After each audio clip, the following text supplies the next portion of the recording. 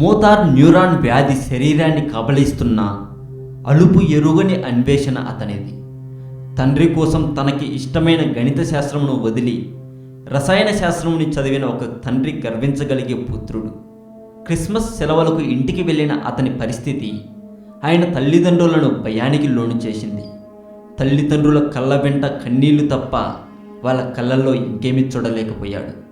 కనీసం అన్నం తినడానికి కూడా సహకరించని శరీరంతో అతను పడ్డ కష్టాలు అన్నీ ఇన్ని కావు. చెప్పుకుంటూ పోతే తరగనివి అతని కష్టాలు.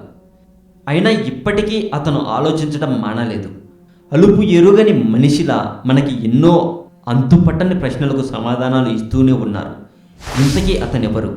ఇప్పుడు మనం తెలుసుకుందాం. పేరు స్టీఫెన్ హాకింగ్. పూర్తి పేరు Stephen William Hawking. Stephen Hawking తల్లిదండ్రులు ఇజోబెల్ హాకింగ్, ఫ్రాంక్ హాకింగ్. అతని పెళ్లి జీవితం గురించి మనం తెలుసుకుందాం. విశ్వవిద్యాలయంలో తనకు పరిచయం ఉన్న మహిళ జెన్ అనే యువతిని స్టీఫెన్ వివాహం చేసుకున్నాడు.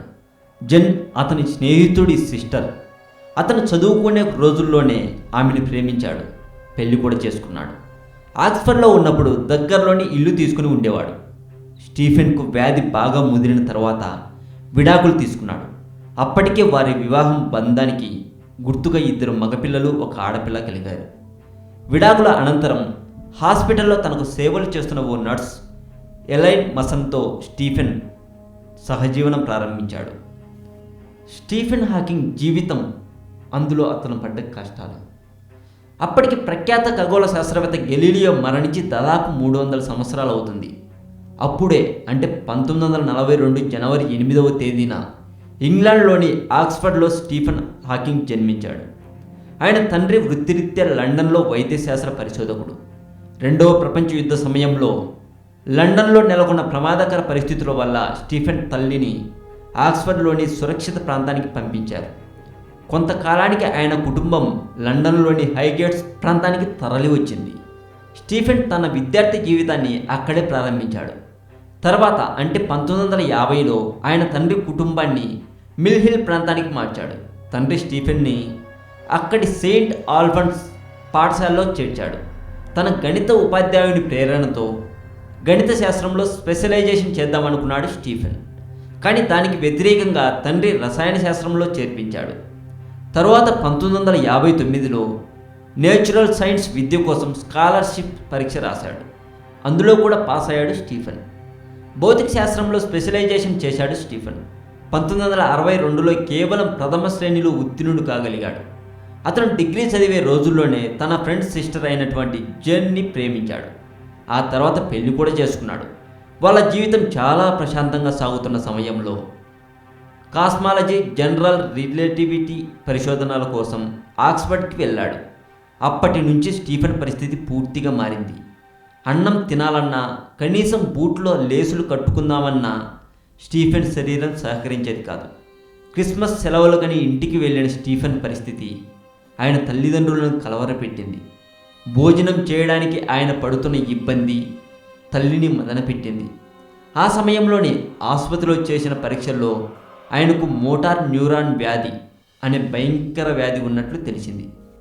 నాడీ మండలంపై అంటే నరాలు, వెన్నుపూసపై ఇది ప్రభావం చూపుతుంది. డాక్టరేట్ సంపాదించే లోపే స్టీఫెన్ మరణిస్తాడని అనుకున్నారు అంతా. కానీ ఆయన పట్టుదల, ఆత్మస్థైర్యం ముందు మృత్యువు ఓడిపోయింది. మళ్ళీ విశ్వవిద్యాలయానికి తిరిగి వచ్చిన హాకింగ్ తన పరిశోధనల్లో నిమగ్నమయ్యాడు.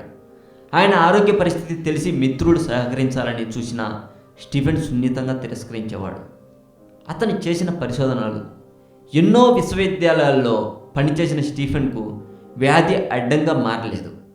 తన నాడీ మండలం పూర్తిగా పాడవుతున్న మెదడు సహకరించడాన్ని స్టీఫెన్ గమనించాడు.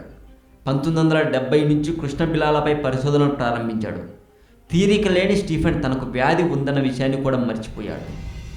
క్వాంటమ్ థియరీ, జనరల్ రిలేటివిటీలను ఉపయోగించి కృష్ణబిలాలు కూడా రేడియేషన్ను వెలువరిస్తాయని కనుగొన్నాడు. 1971 నుంచి బిగ్ బ్యాంగ్పై పరిశోధనలు మొదలుపెట్టిన ఆయన కృష్ణబిలాలకు సంబంధించి ఎన్నో విషయాలను ఆవిష్కరించాడు. 1984లో a brief history of time పుస్తక రచన ప్రారంభించాడు. ఆ సమయంలోని వ్యాధి వల్ల 1985లో వైద్యుల దగ్గర ఉండాల్సి వచ్చింది. అప్పుడే కంప్యూటర్ సహాయంతో మాట్లాడగలిగే పరికరాన్ని స్టీఫెన్ తయారు చేసుకున్నాడు. దాని సహాయంతోనే 1988లో పుస్తకాన్ని వెలువరించాడు. మరణం తర్వాత జీవితం లేదు, స్వర్గం అనేది ఒక కట్టుకథ, మరణం తర్వాత జీవితం, స్వర్గం, నరకం వంటివి ఏమీ లేవు, ఇవన్నీ మృత్యువు అంటే భయపడే వారి కోసం అల్లిన కట్టుకథలు. మనిషి మెదడు కూడా కంప్యూటర్ వంటిదే, విడిభాగాలు పాడైన తర్వాత కంప్యూటర్ పనిచేయడం ఆగిపోయినట్టే మెదడు ఆగిపోతుంది.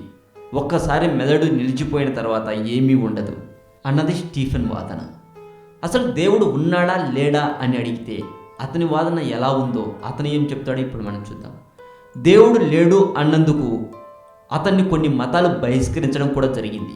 అయితే దేవుడు అన్న పదాన్ని మనుషులే సృష్టించుకున్నారు అన్నది అతని వాదన.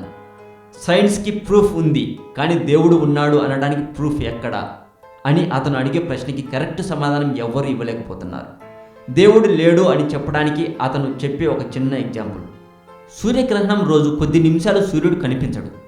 ఈ విషయం, దీనికి సంబంధించిన థియరీ ఇప్పుడు మనకు తెలుసు, కానీ పూర్వం ఈ విషయం తెలియదు. ఆ సమయంలో సూర్యుడిని దేవుడిగా చూసేవాళ్ళు మన పూర్వీకులు. అయితే సూర్యగ్రహణం రోజున సూర్యుడు కనిపించకపోవడంతో దేవుడికి ఆపోజిట్లో ఉన్న మరొక శక్తికి, దానినే సైతాన్ అంటారు, సైతాన్ దేవుడిని మింగేస్తుంది అనుకునేవాళ్ళు. ఆ తర్వాత కొద్ది సమయానికి సూర్యుడు బయటికి రాగానే దేవుడు ఆ సైతాన్తో పోరాడి ఓడించి మన కోసం బయటికి వచ్చాడు అనుకోవడం మొదలుపెట్టారు. ఇక అంతే, అత్యంత శక్తివంతుడే మన దేవుడు అనుకోవడం మొదలుపెట్టారు మనుషులు.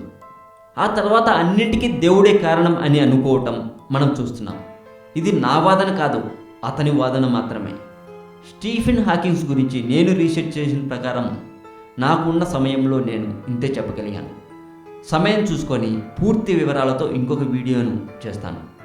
అంతవరకు చూస్తూనే ఉండండి తెలుగు మోజో. ఈ వీడియో మీకు నచ్చినట్లయితే లైక్ చేయండి, షేర్ చేయండి. ఈ వీడియో మీద మీ కామెంట్ కూడా పోస్ట్ చేయవచ్చు. మీరు పెట్టే ప్రతి కామెంట్కు నేను తప్పక రిప్లై ఇస్తాను.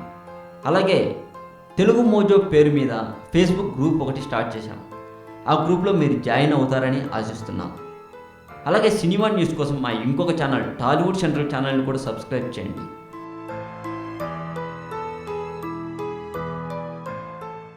డిగ్రీ అయిపోయాక ఐన్స్టీన్కు ఉద్యోగం వెతికి పెట్టాలని తన తండ్రి హెర్మన్ చాలా ప్రయత్నించాడు. తన మీద తనకే నమ్మకం లేని ఐన్స్టీన్ కూడా ఇన్సూరెన్స్ ఏజెంట్ లాంటి మామూలు ఉద్యోగం చాలు అనుకున్నాడు.